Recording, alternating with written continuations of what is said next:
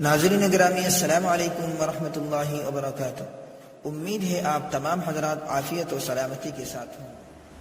کچھ کم عقل و بیوقوف جو اپنے کو بڑا دانشور سمجھتے ہیں کہتے ہیں کہ مدارس میں پڑھنے والے بچے دنیا میں کیا کریں گے؟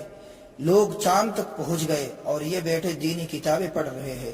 ان سے کہنا چاہتے ہیں کہ مدارس میں پڑھنے والوں نے دنیا میں جو کچھ کیا ہے اور دنیا کو جو کچھ دیا ہے، اسکول میں پڑھنے والے ان کے عشر عشیر تک نہیں پہنچ سکتے۔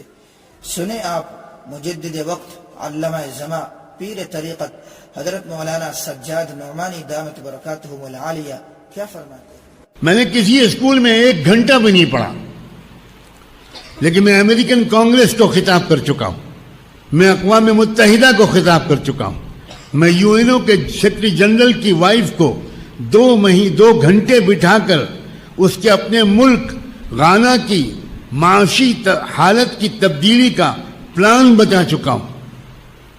دنیا کی بہت بڑی بڑی یونیورسٹیوں میں، امریکہ کی سب سے بڑی یونیورسٹی جہاں امریکہ کے اکثر پریزیڈنٹس کی اولادیں پڑھتی ہیں، اسٹینفورڈ یونیورسٹی، وہاں میں کئی بار لیکچر دے چکا ہوں۔ لیڈز یونیورسٹی میں میرا ایک تاریخی لیکچر ہوا، لندن کے میئر نے مجھے آفیشل استقبالیہ دیا۔ میں اکیلا پہلا مولوی ہوں جس کو لندن کے میئر نے، اور لندن کے میئر کی حیثیت مہاراشٹر کے چیف منسٹر سے بڑی ہوتی ہے، اس نے مجھے ریسیپشن دیا، آفیشل ریسیپشن دیا۔ میں نے 1 گھنٹہ بھی کسی اسکول میں نہیں پڑھا۔ یہ بیان ہر اس شخص کو سننا چاہیے جو مدارس و مکاتب کو حقارت کی نگاہ سے دیکھتے ہیں اور سمجھتے ہیں کہ ان میں پڑھنے والوں نے امت کو کیا دیا ہے۔